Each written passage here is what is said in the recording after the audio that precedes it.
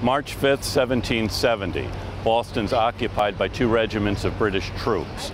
On the night of March 5th, a mob gathers in front of Faneuil Hall to go try to oust the British from their barracks up the street.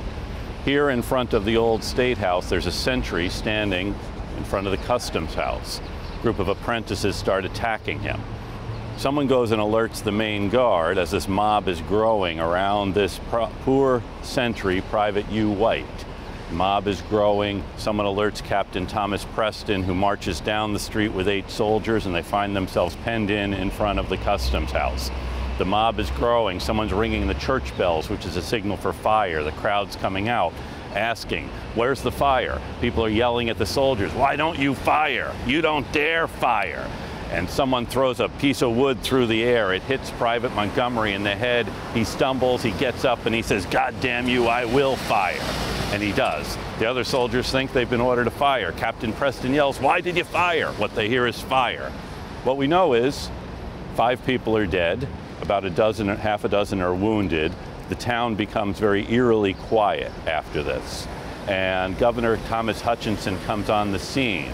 He actually goes to the balcony of the old State House and tells the people to go to their homes. He says, "The law will have its course. I will live and die by the law." Now, what we know for certain is 2 stories emerge from this. And one, the British are bloodthirsty killers who will shoot down unarmed civilians in the street. And the other, the British were under attack by a mob. Both of these stories are going to be fleshed out in a trial later that year in which the soldiers will be acquitted.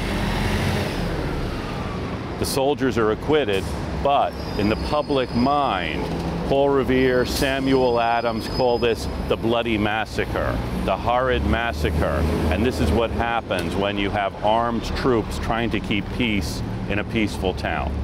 Benjamin Franklin had said sending troops to keep the peace in Boston was like setting up a blacksmith's forge in a gunpowder magazine. John Adams said that the troops are going to cause 2 riots for every one they put down. What we know is this is the signal event that is then going to bring on the American Revolution.